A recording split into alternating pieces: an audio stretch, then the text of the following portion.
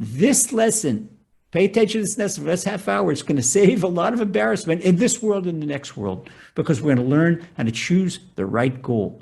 And choosing the right goal, it keeps us from making a lot of mistakes and keeps us from missing our own personal bus. Imagine that you come a second late to the bus station, at the last bus to take you down to destination, and it's gone. So what do? You miss the bus.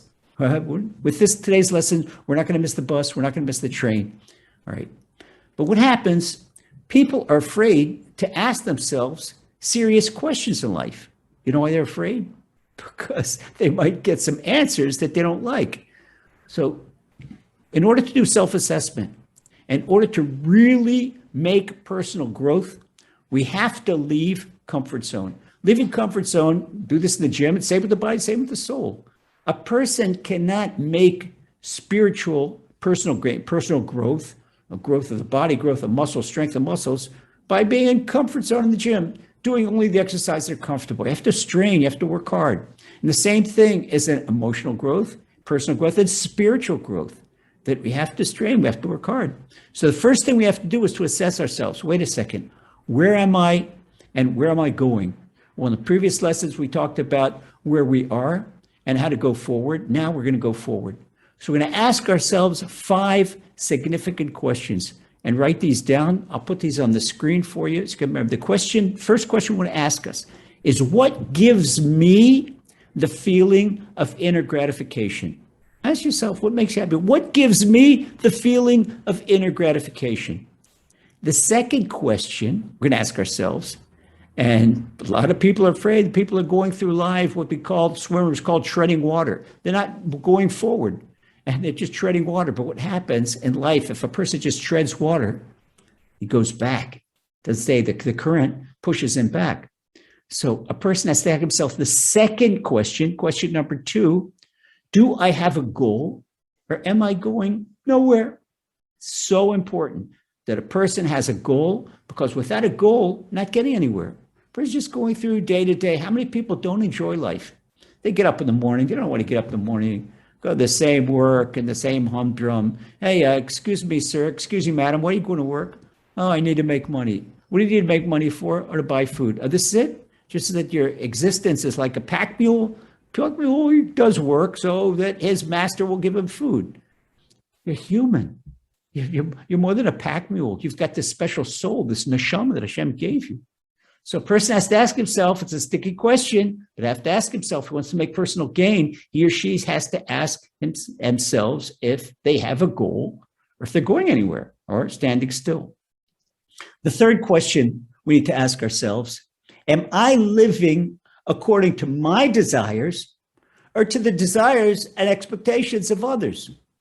Well, maybe a person in question number 2 said, oh yeah, he has a goal, but who's a goal? This may be a goal that mommy or daddy wants for you, or your father-in-law, or your mother-in-law wants for you, or somebody else wants for you, but do you want to do that? Is this your goal? Is this what you really want to do? You have to ask yourself, is this my desires, or maybe it's peer pressure? People do a lot of things wrong because their friends are playing with drugs or smoking some kind of substance, and they want to be in, but they do the wrong thing. That's not what you want to do. And this is going to help get cool. This is detrimental to your health, your physical health, your spiritual health. So you shouldn't be doing it. The fourth question we need to ask ourselves is critical, and many people never ask themselves this question. It is so basic and so important. What are my good points? Question number 4, what are my good points? It's so important to ask yourself that. And this all brings us to the 5th question. And the first question is really important. Am I performing my task on earth? Hashem doesn't do anything without a purpose. We don't do things without a purpose. If I would say, okay, sit at home now and raise your hand and lower your hand and raise the other hand, lower the other hand. Well, that's stupid. I'm not going to do that. This is an exercise, something. We know that we wouldn't do something that doesn't make any sense. So why do we think that Hashem would do something that doesn't make sense? You know what that means? It is really important to understand that if Hashem sent your soul down to this earth, it means 2 significant things: that you have a job to do in this earth, to maintain this earth, and it means that the earth cannot exist without you. Otherwise, it's saying that the Creator does something for nothing, and that is certainly not right. Hashem has an express purpose for everything he does. So you have to ask yourself if you're performing your task on earth. Okay, so by answering the 5 questions, we just learned how to ask ourselves. And it's important that periodically, each one of us, we assess ourselves and we ask ourselves these 5 important questions. We not only determine where we are in life, but we're able to choose our goal, and it gives us direction. And once we have a goal, we can make much more progress and go up our own personal mountain and hit the top, hit the peak. So from this moment on, I want each of you to do a favor for yourself. For me, do a favor for yourself. Do not look at anyone else's goal. Don't let anyone else's goal influence you. The only goal that we're allowed to influence you is what the Gemara tells us, Kinat Soifrim Talbe Chochma, that if a person learns Torah, a person is allowed to look at another person gave himself the goal to learn the entire Talmud, 2,700 pages of Talmud, 2,000 of Gemara, learn the entire Gemara. And he says, wow, if he could do it, I want to do it too. And this gives him a push. That is something that one is allowed to do, to look at someone else's progress in Torah, because he wants to make that progress too. But you have to understand, maybe your pace is different. You have a different teacher. You could learn differently. But basically, you don't ever want to look at someone else's goal. If someone else wants to be a professional baseball player, that doesn't make anything. It doesn't make a difference to you. Or if someone is a great musician, I want to be a great musician too. Maybe that's not the best thing for you. We know why I mentioned Torah, because Torah is good for all of us, no matter what we do. If we're an accountant, a lawyer, a salesman, a cab driver, a bus driver. I know a cab driver who, by the time he's 85, he never missed a day of Daf Yomi, and it takes a 7-year cycle to learning 1 page of Gemara a day. You could finish a Gemara in 7 years, and he learned 8 cycles of Daf Yomi in 56 years. A cab driver, retired cab driver from New York. He came to live in Yerushalayim. His name was Hanina, and he finished Shas. When I knew him, and this was 20 years ago, he finished Shas 8 times. He finished learning the entire Gemara 8 times. It's something, what a fantastic goal. And this is what a cab driver did. So a person could look, wait a second, he was driving a cab all day long in Manhattan, but yet he set aside time, day and night, every single day to learn a page of Gemara. I could do this too. This is a goal we can all do. So Torah is something that is for all of us. But outside, when we're talking about our career, or we're talking about our mission in life, our particular mission in life, not just something we all have to pray, we all have to learn Torah, we all have to perform the commandments of the Torah, the mitzvot. But in addition to that, to our particular job in life, this we have to ask ourselves these 5 questions. Okay, so now let's go back and elaborate on each of the 5 questions and learn them a little more in depth. What does it mean? So I said our first question is, what gives me the feeling of inner gratification? Inner gratification, in order to learn what gives us a feeling of inner gratification, we have to differentiate between a temporary thrill and lasting gratification. What's an example of temporary thrill? A great meal at a restaurant, or you go to a New York Yankees baseball game and they won the game. You had a great thrill. That's not gratification a long time, because today the Yankees won. Tomorrow they're going to lose. So your mood, you lose your good mood because your team lost. No, lasting gratification means that it goes with you your entire life and makes you feel good your entire life because you know what you're doing, you believe in what you're doing, even something difficult. For example, you take an Israeli soldier that really believes what he's doing, and it's not like an American soldier in Afghanistan that he's thousands and thousands of miles away from home. An Israeli soldier, no matter what border he's on, he's 2-3 hours maximum away from home. He's protecting his family, he's protecting his country. He's right there. He realizes what he wants to do. So even though life isn't easy, he believes in what he's doing. He has complete belief. Now, you think of things as people sometimes, what really makes you feel good? Some people answer a silly a silly answer. Oh, what really feels good when I go to Dunkin' Donuts and I get a chocolate covered donut, that really makes me feel like I'm in heaven. I certainly hope your heaven is better than a Dunkin' Donut. Okay. But even if that is a heaven for you, it's a very sorely limited heaven. I'll tell you why. Because seconds after you take the last bite, how much does the good taste of the donut stay with you? But the calories stay with your midsection, and the fat, it stays in your blood, coats your arteries. The fat of a donut, yeah, it's got a lot of deep fat, fried to deep boil, and the carbohydrates, they're not good. There's white sugar, it's not good for your system. So we see that maybe the body has a quick thrill, but the soul and the long-term health of the body, they both suffer from the instant joy. And that's what we call bodily excess. Anything that we do, bodily excess or bodily indulgence, the body is going to pay the price of a little bit of enjoyment. And the body pays the price of its own health and well-being. So that's not the type of gratification we want, the instant gratification. And this is something that advertising, they tell you, get the instant gratification, Coca-Cola generation. It's on a hot day, drink a Coke. Okay, it goes in a person's brain, he drinks Coke, then he drinks the Coke, and he doesn't realize that there are ingredients inside the Coke, inside the Coca-Cola, they're addictive. Sugar is very addictive, and there's so much sugar there. Okay, so we can agree that drinking a glass of Coke or a chocolate-covered donut, as well as any other bodily indulgences, got to leave us lasting gratification. So ask yourself something else. What makes me feel really good inside? What makes me feel proud of myself? What gives me so much satisfaction that I don't need the praise, the approval of other people? You ever think you and your buddy, you're riding down the road and you see an elderly couple and they got a flat tire on the side of the road.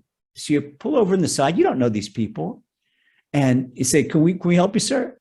You say, yeah, we've got a flat tire and I'm not, a little difficult for me to change a tire. I'm waiting, I'm trying to get some the tow or somebody road help and nobody's answering. Oh, that's no problem. You got a jack in the car, you got a spare tire? Yeah. So you go in you and your buddy, you open up his trunk, he's got a jack, he's got a spare tire. You go and you change his tire.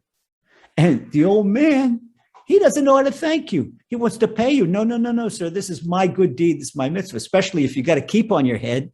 It's a Kiddush Hashem. Not only did you do a favor for the old man, you did a Kiddush Hashem. It's sanctification of Hashem's name. This person, maybe, just a person, whatever. And he sees this observant Jewish guy or observant Jewish girl. They came in, they didn't change his tire and didn't ask for a thing. No, I don't need anything. And then you drive away. And you didn't want any kind of reward because you knew you did something so good and it makes you feel so great. And this is thank you, Hashem. You say thank you, Hashem, because Hashem gave you a gift of allowing you to be the person that does this good deed. Now, some people, they say, well, wait a second, maybe they want a reporter to take their picture and put it on paper how they did a good deed. Nah, that's not, they don't get the satisfaction because their goals are self-publicity or whatever, or they're seeking honor. But when you do something really, really good for someone, or for yourself, for society, for Hashem, you don't need honor from anyone. You don't need a pat on the back from anyone. You know you've done something good. This is true gratification when you know you've done something good. Okay, so that is, this is the type of path in life you want to take. You want to take a path in life when you know you're doing something good. You're doing something good for the world. You're doing something good for society. You're doing something to help. And you could do the same. You could be a teacher. You could be a plumber. I know a young man in Jerusalem who's got 10 kids, and he doesn't take money for his Torah learning, but he works at night as a plumber. And a lot of times this guy comes home at night with no money. Why? Because he did the plumbing for some other Torah scholar that can't afford it. He says, that's okay. He's got such bitachon, such trust in the Hashem will pay for it. And people don't know. Here you unclogged our drain, you unclogged our toilet. Here, another family, another Torah family of a husband and wife and 6-8 kids. They could use their bathroom. They've got running water by virtue of this plumber. You think a person could be a plumber and be the biggest tzaddik in the world, like a character out of the Baal Shem Tov. I know a person like that.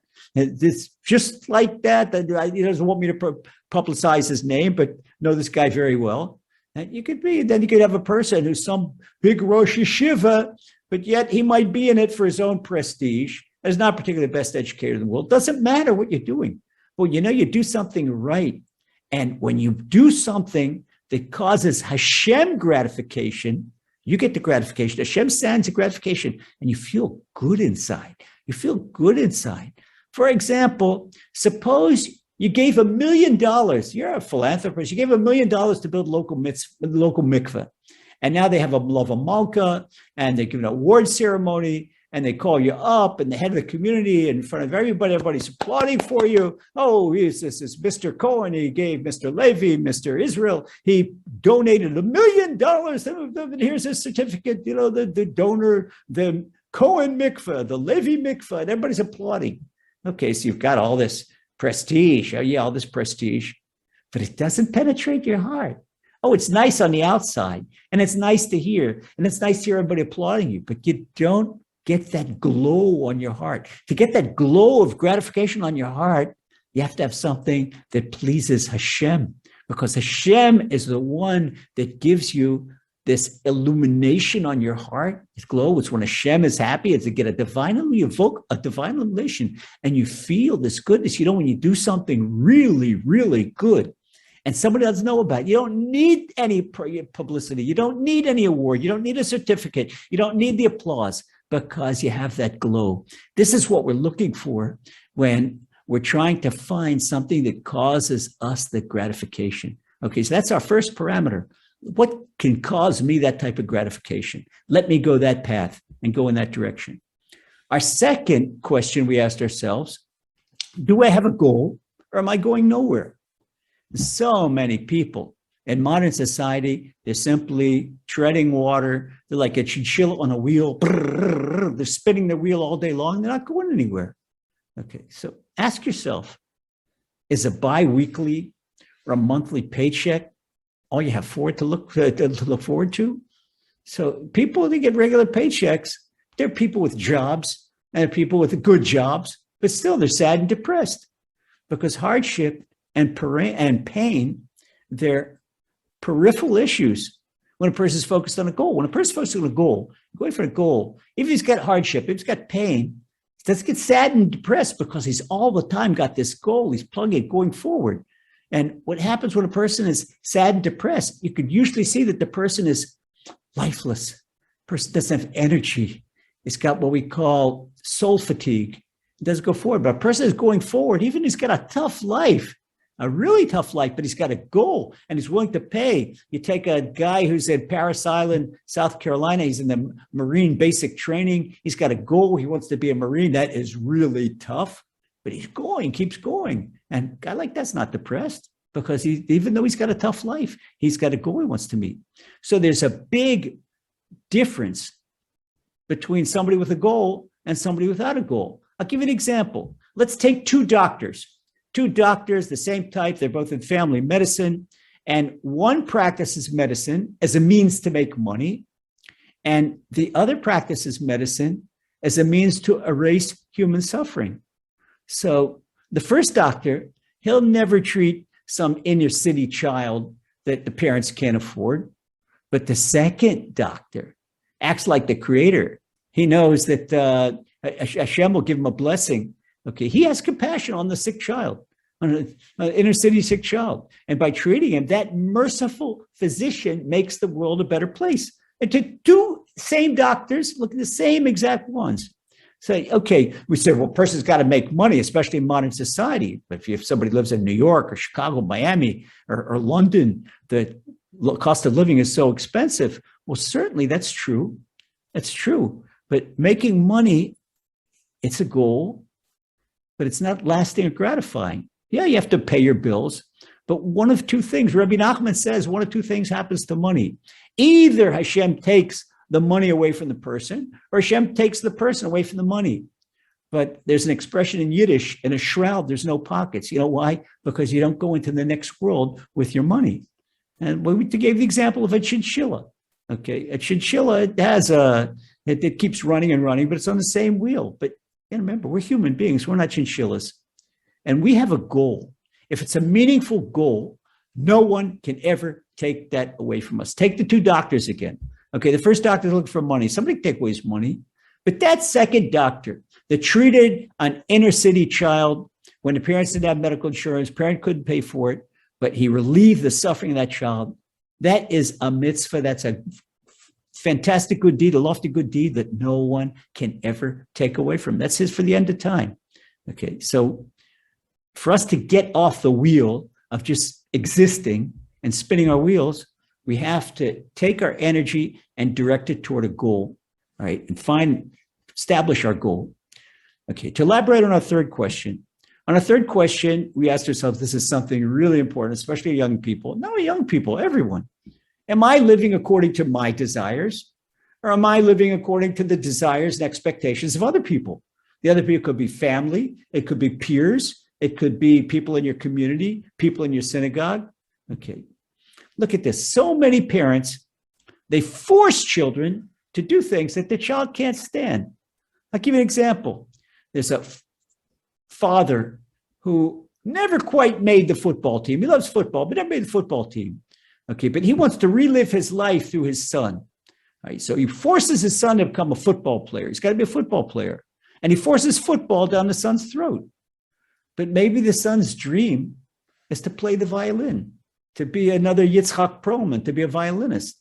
Okay, so under his father's pressure, the son is going to be miserable because he's never going to be successful as a football player, and he won't be able to develop as a violinist. That's double frustration. So many people are going around with a double frustration. They're doing something to try and meet the expectations of someone else, and they're not meeting their own expectations. So they're doubly failing. They can't meet the other person's expectations, whether it's a parent, whether it's a spouse, whether it's with anyone. And they can't meet their own expectations, which is a tragedy. So true self-assessment, honest self-assessment means taking a serious look at ourselves and asking ourselves probing, lie-busting questions, such as, am I doing what I want to do? Am I walking down some path that somebody else made for me? Or am I following the path that's right for me? Ask yourself these questions. Ask yourself, don't be afraid. Look in the mirror and say, what do I want from myself? What do I want from myself? Where do I want to go? Am I properly using my talents and strengths? Well, the answers to those questions, and they're difficult questions, but most people never ask themselves these questions. These are the additional markers that mark out our path in life up our personal mountain. Okay, so let's elaborate now on our fourth question. Sounds like a silly question, but it's so very basic. What are my good points? Okay, our good points, you know what they are? They're the special qualities and talents and aptitudes that the creator of the world gave every one of us. These are the good points that enable us to accomplish our mission in life and to follow our own path, climb up our own mountain. They're the tools that help us get up the mountain, just like a mountain climber. He's got a hammer and he's got ropes. He's got everything he needs to climb up a mountain. He's got these big iron pegs and nails that he can knock into hard rock in order to tie a winch around there and pull himself up. He's got tools that he needs to get up the mountain. We all need certain tools to get up our own mountain, to get up our own path. And we'd have our own backpack, just like the climber does. And we're going to learn that in our next lesson. But meanwhile, we have to ask ourselves, what do I have in my backpack? What are the tools I have in my backpack? What are my good points? My tools, these are my good points. What am I going to war with? Do I have a plane? Do I have a ship? Do I have a rifle? Do I have a tank? A soldier's got to know. So he's got to know, well, what kind of, who's he fighting for? Is he an infantry soldier, a tank soldier? Is he an airman? Is he in the Navy? If he doesn't know what his tools are, how can he know how to fight the war? Okay, so let's go on to our fifth question. Our fifth question is continuing on with the soldier. Am I fighting my war?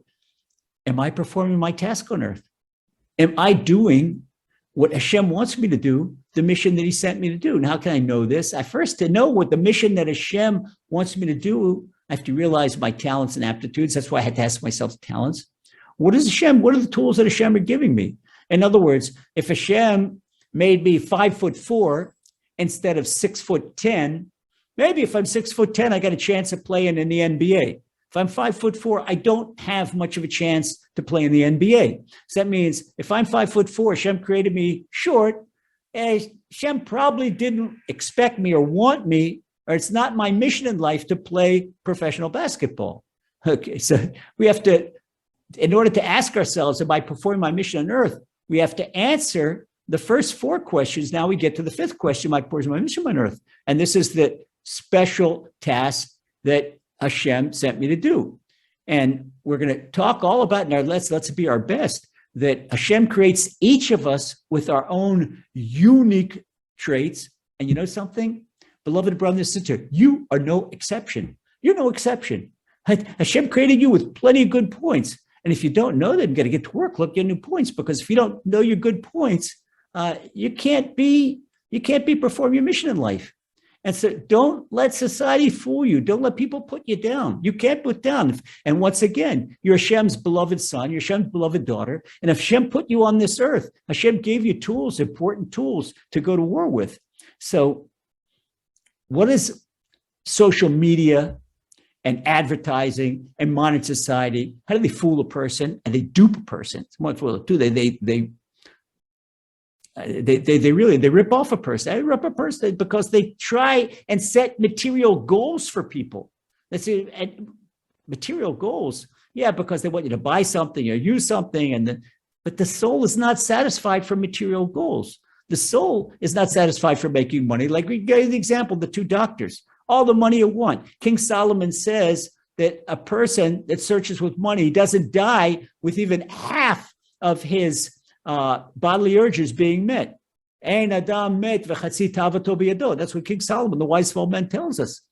But a person that has that doctor that treated the inner city kid his parents couldn't afford, he's got this satisfaction, this glowing satisfaction and Hashem's going to help with, Hashem will give him 3 times the money, all kinds of different ways.